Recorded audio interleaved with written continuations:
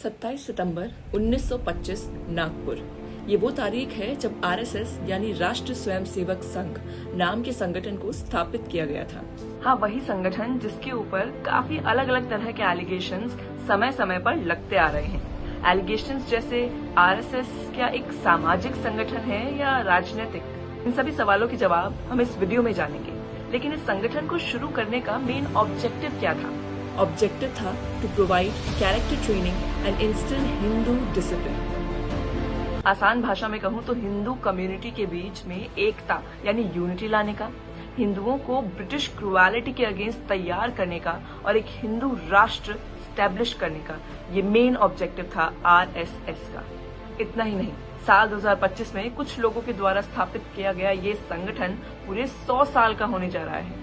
लेकिन सवाल ये आता है कि इस तरह के संगठन को बनाने का आइडिया आखिर आया किसके दिमाग में और कैसे आया? देखिए, इस सब की शुरुआत साल 1907 में हुई जब डॉक्टर केशव बलराम हेडगेवार बंगाल में अपनी डॉक्टरी की पढ़ाई पूरी कर रहे थे। तभी उन्होंने देखा कि बंगाल में आजादी की लड़ाई को लेकर के एक संगठन बनाया गया है जिसका नाम था अनुशीलन। वो इस संगठन से इतना इंस्पायर हुए कि उन्होंने इस संगठन में ही अपनी एक जगह तक बना ली। बस तभी से शुरुआत हो चुकी थी उनके दिमाग में एक ऐसे संगठन को बनाने की जो कि सिर्फ और सिर्फ हिंदू राष्ट्र के लिए हो। देखते ही देखते बाल गंगाधर तिलक के साथ वे कांग्रेस पार्टी का हिस्सा बने, लेकिन ये हिस्सेदारी ज्यादा चल नहीं पाई।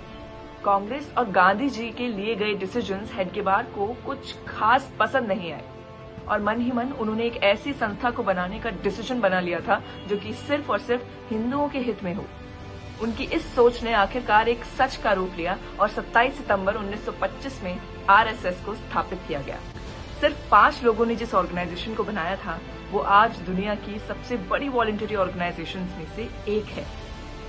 आरएसएस ने ये ठान लिया था कि जब तक देश में अंग्रेजों का शासन है वो चुप नहीं बैठेंगे। इसीलिए तो आजादी के कुछ सालों बाद यानी 1954 और 1961 में गोवा और दादर नागर हवेली को पोर्चुगीज के शासन से आजाद करवाने में भी आरएसएस ने ही पहल की थी।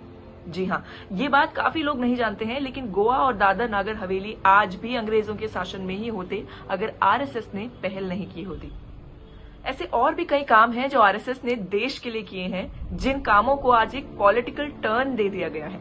ये पॉलिटिकल एलिगेशंस आरएसएस पे आज से नहीं बल्कि गांधी जी के असैसिनेशन से लगते आ रहे हैं, लेकिन हर बार ये एलिगेशंस गलत साबित होते हैं। इतना ही नहीं, 1975 में जब इमरजेंसी लगी थी तब भी आरएसएस को बैन कर दिया गया था, लेकिन कोई भी प्रूफ या एलिगेशन ये साबित ही नहीं कर पाया कि आरएसएस गलत था या नहीं। इन शॉर्ट, आरएसएस की वजह से लोगों की विचारधारा 2 भागों में बंट चुकी है।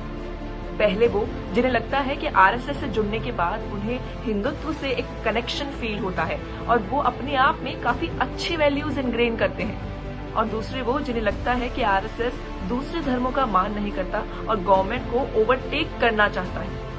अब आप ही बताइए, जिस संगठन ने आजादी की लड़ाई में हिस्सा लेकर देश को हिंदुत्व, यूनिटी और स्ट्रेंथ का पाठ पढ़ाया हो, आखिर वो गलत कैसे हो सकता है?